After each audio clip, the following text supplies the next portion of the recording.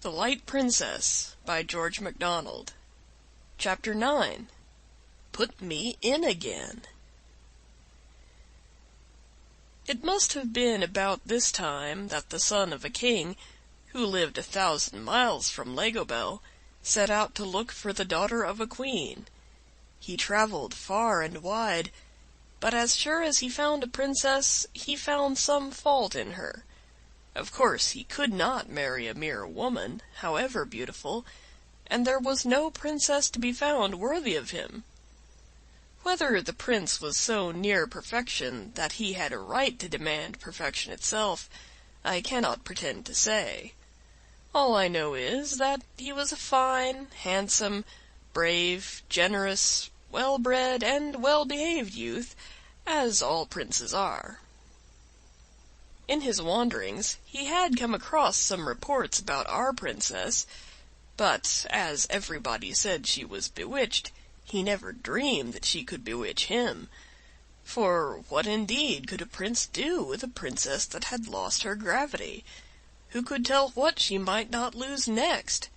She might lose her visibility or her tangibility, or, in short, the power of making impressions upon the radical sensorium, so that he should never be able to tell whether she was dead or alive. Of course, he made no further inquiries about her.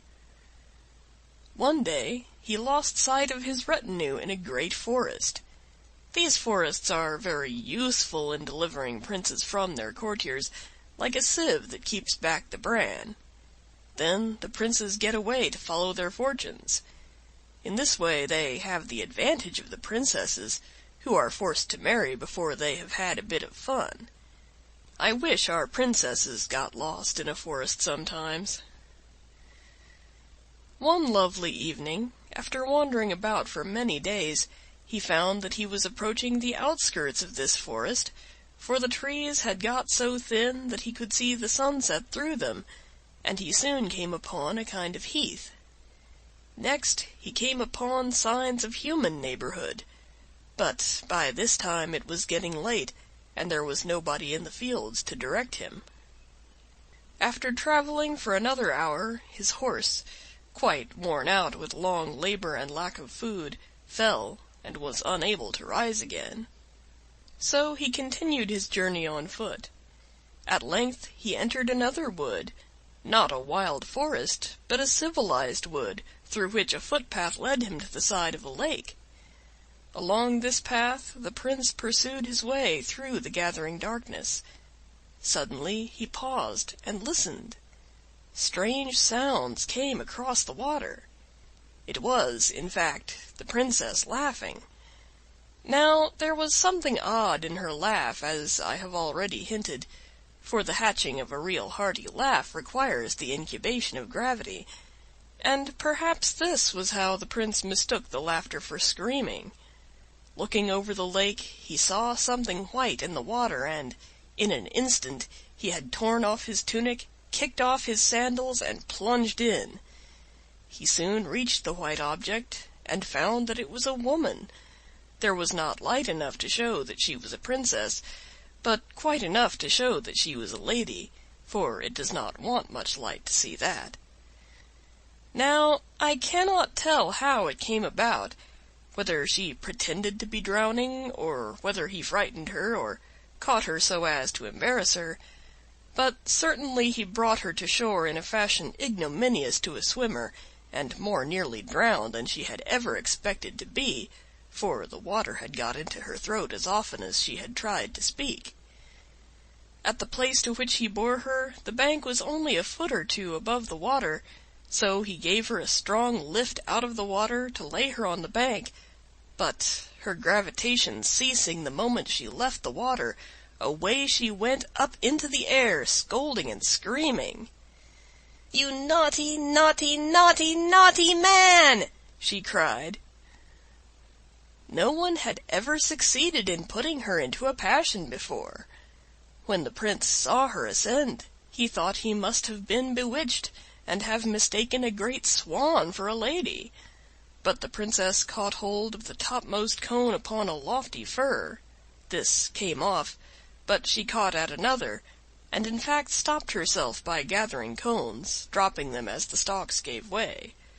The Prince, meantime, stood in the water, staring, and forgetting to get out. But the Princess disappearing, he scrambled on shore and went in the direction of the tree.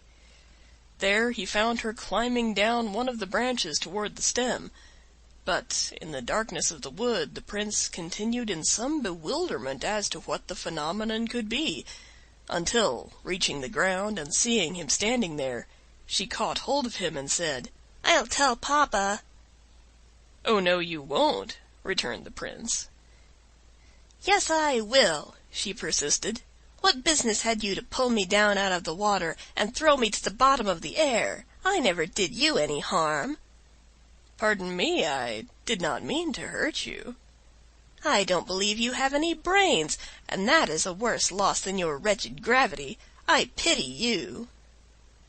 The Prince now saw that he had come upon the bewitched Princess, and had already offended her. But before he could think what to say next, she burst out angrily, giving a stamp with her foot that would have sent her aloft again but for the hold she had of his arm. "Put me up directly." "Put you up where, you beauty?" asked the Prince. He had fallen in love with her almost already, for her anger made her more charming than anyone else had ever beheld her, and as far as he could see, which certainly was not far, she had not a single fault about her, except, of course, that she had not any gravity. No prince, however, would judge of a princess by weight. The loveliness of her foot he would hardly estimate by the depth of the impression it could make in mud. "Put you up where, you beauty?" asked the Prince. "In the water, you stupid," answered the Princess. "Come, then," said the Prince. The condition of her dress, increasing her usual difficulty in walking, compelled her to cling to him, and he could hardly persuade himself that he was not in a delightful dream, notwithstanding the torrent of musical abuse with which she overwhelmed him. The Prince being therefore in no hurry, they came upon the lake at quite another part, where the bank was 25 feet high at least, and when they had reached the edge, he turned towards the Princess and said, "How am I to put you in?" "That is your business," she answered, quite snappishly. "You took me out, put me in again." "Very well," said the Prince, and catching her up in his arms, he sprang with her from the rock. The Princess had just time to give one delighted shriek of laughter before the water closed over them. When they came to the surface, she found that, for a moment or two, she could not even laugh, for she had gone down with such a rush that it was with difficulty she recovered her breath. The instant they reached the surface, "How do you like falling in?" said the Prince. After some effort, the Princess panted out, "Is that what you call falling in?" "Yes," answered the Prince. "I should think it a very tolerable specimen." "It seemed to me like going up," rejoined she. "My feeling was certainly one of elevation, too," the Prince conceded. The Princess did not appear to understand him, for she retorted his question. "How do you like falling in?" said the Princess. "Beyond everything," answered he, "for I have fallen in with the only perfect creature I ever saw." "No more of that. I am tired of it," said the Princess. Perhaps she shared her father's aversion to punning. "Don't you like falling in, then?" said the Prince. "It is the most delightful fun I ever had in my life," answered she. "I never fell before. I wish I could learn. To think I am the only person in my father's kingdom that can't fall." Here the poor Princess looked almost sad. "I shall be most happy to fall in with you any time you like," said the Prince, devotedly. "Thank you. I don't know. Perhaps it would not be proper. But I don't care. At all events, as we have fallen in, let us have a swim together." "With all my heart," responded the Prince. And away they went, swimming and diving and floating, until at last they heard cries along the shore, and saw lights glancing in all directions. It was now quite late, and there was no moon. "I must go home," said the Princess.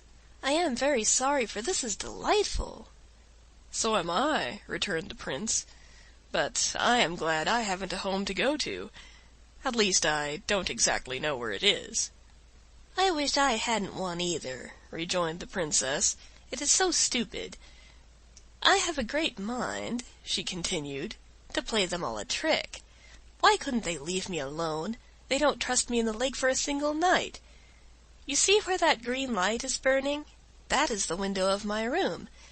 Now, if you would just swim there with me very quietly, and when we are all but under the balcony, give me such a push, up as you call it, as you did a little while ago, I should be able to catch hold of the balcony and get in at the window, and then they may look for me till tomorrow morning." "With more obedience than pleasure," said the Prince gallantly, and away they swam very gently. "Will you be in the lake tomorrow night?" the Prince ventured to ask. "To be sure I will. I don't think so. Perhaps," was the Princess's somewhat strange answer. But the Prince was intelligent enough not to press her further, and merely whispered as he gave her the parting lift, "Don't tell." The only answer the Princess returned was a roguish look. She was already a yard above his head. The look seemed to say, "Never fear, it is too good fun to spoil that way." So perfectly like other people had she been in the water, that even yet the Prince could scarcely believe his eyes when he saw her ascend slowly, grasp the balcony, and disappear through the window. He turned, almost expecting to see her still by his side, but he was alone in the water. So he swam away quietly, and watched the lights roving about the shore for hours after the Princess was safe in her chamber. As soon as they disappeared, he landed in search of his tunic and sword, and after some trouble found them again. Then he made the best of his way round the lake to the other side. There the wood was wilder, and the shore steeper, rising more immediately toward the mountains, which surrounded the lake on all sides, and kept sending it messages of silvery streams from morning to night, and all night long. He soon found a spot whence he could see the green light in the Princess's room, and where, even in the broad daylight, he would be in no danger of being discovered from the opposite shore. It was a sort of cave in the rock, where he provided himself a bed of withered leaves, and lay down too tired for hunger to keep him awake. All night long he dreamed that he was swimming with the Princess. End of Chapter 9. Recorded May 10th, 2006.